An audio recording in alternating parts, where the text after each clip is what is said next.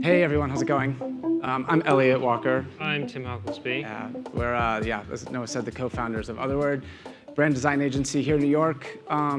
We do a lot of work with founders and sort of mid-tier businesses trying to, at these moments of transformation, trying to change, rethink what they're doing. And I think the same is said for our own business, right? We're always looking to think about new tools and technologies and ways in which we can kind of reinvent our work process. And like everyone here, I think we've been keeping our eye on generative AI, some of these emerging tools and technologies over the last few years. And really, as they've started to come to the forefront, we've begun to experiment and play with them a little bit more. And we're kind of amazed at just how quickly we were able to integrate these things. So just tinkering, like Noah's been saying, and experimenting, and it just felt very natural for us to start pulling them into our process and utilizing them. And I think for us, even in these initial stages, as we've been exploring and starting to just bake this into our workflow, I think we felt immediately rather optimistic about the potential, mainly because I think this is, for us, the work that we do is all about meaning making. And this feels, in so many ways, like just the next thing that allows for new and meaningful experiences and expressions. And also just new ways in which we can kind of point back at culture, human condition, and ways of working. So we were talking to Noah. I had coffee with Noah many months ago, and he was telling us about this conference. And very quickly, we got on the idea, like, well, what if we just tried to take some of this and put it to the test for brand identity for the conference itself? So we kind of struck upon a thesis here. Yeah, so as we began starting to think about, how can we use AI, how can we integrate AI in the process? Initially questions of just like, we can't do a logo with AI. That's sacrosanct. Can't even begin to do that.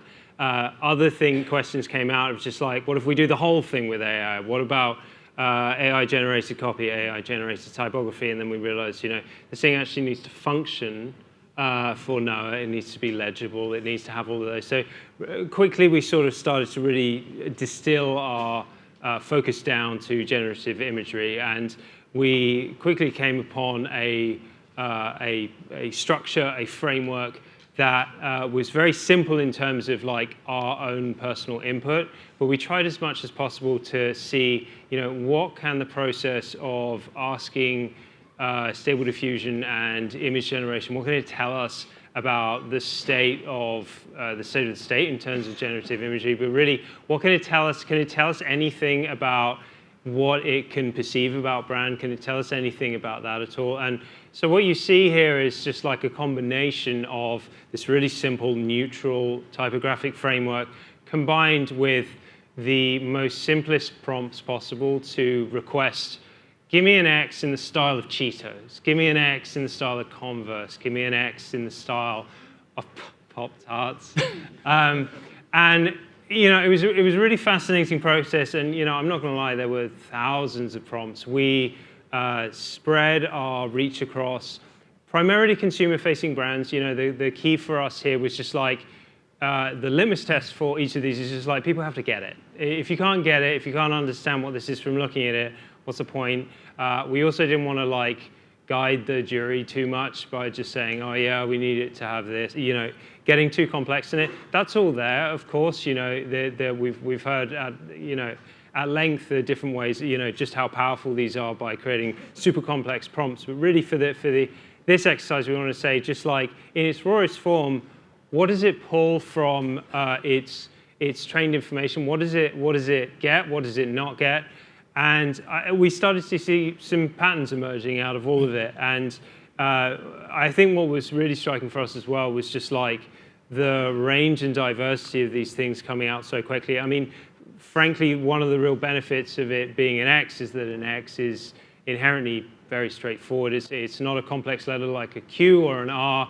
It can lend itself to any means of swooping or distortion, and you still kind of get it that it's an X. So a little bit of serendipity there in our favor. But maybe we could just start talking a little bit about some of the observations that we made in going through this process. Yeah, so using all of these tools, doing all of these prompts, trying to just get at the essence of what these brands are, not just like recreating a logo, but just getting at the feeling, like we've talked about today and heard about, like just the brandedness of it was interesting. And I think there were a few kind of key observations that we noticed just using it. And I think the caveat is this isn't some proclamation about how it always will be, but just really focused on this moment in time over the last few months using these tools.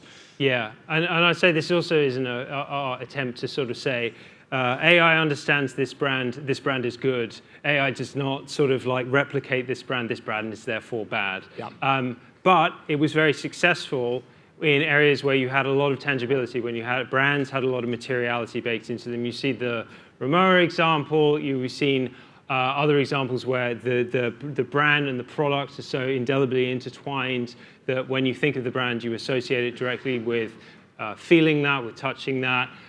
Brand colors come into that as well. But we really see great successes in brands where you have this material quality. Yeah, and I think as a counterpoint, we noticed pretty quickly that more service-oriented brands that honestly were digital product brands in another space, they got flattened very quickly. It was much harder to immediately get results, whereas you had these like kind of consumer brands that have a lot of physicality to them. That's immediate read of an Oreo. But here you'll notice we've got, basically it was pulling teeth to try to get all of these different kind of tech companies to actually look like something other than just this kind of bland amalgam of sort of techiness.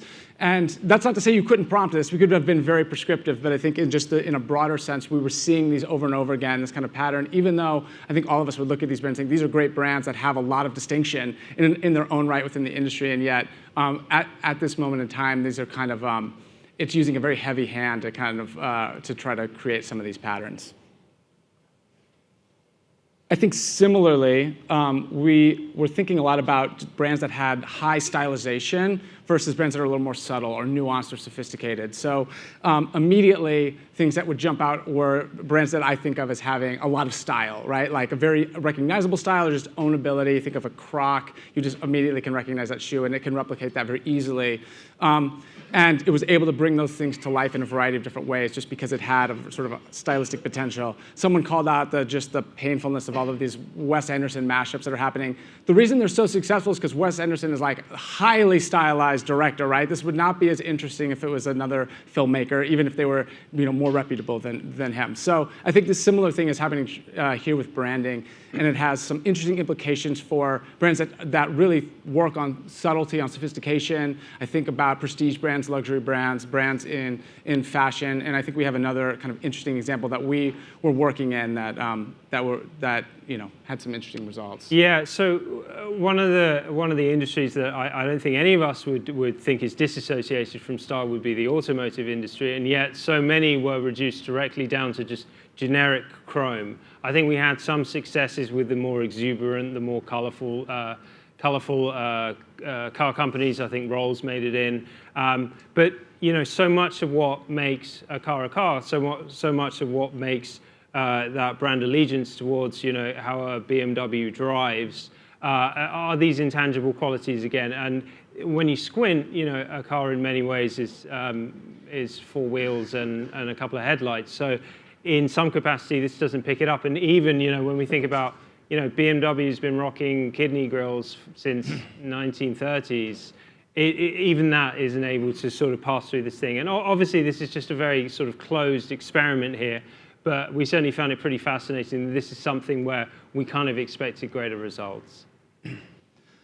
So I think a few sort of final takeaways here as we're kind of looking at this process was really, it's astounding the speed and scale at which you can create such a variety of imagery. It can just be exploring this. We're just tinkering. We're just playing around, and it doesn't take much to create all of these kind of mashups to try to test and pull and tug at these different ways in which we're creating this world. And I think the reality is, as monolithic as you might be about your brand and as protective as you might be, we now all live in this flat, fluid, sort of fractured environment where people are going to take it and mash it up. You're not in full control. And the brands that seem to really have a lot of success were able to have this kind of clarity. It didn't mean that brands need to divulge into chaos and it doesn't matter. You don't need to hold to your brand guidelines or your codes. It actually means more that you need to crystallize those so that they resonate. When you do a mashup, it's like, oh my God, this feels just like that brand, even though it's somebody else just kind of taking it and using it or putting it together. That was where you were seeing a lot of success.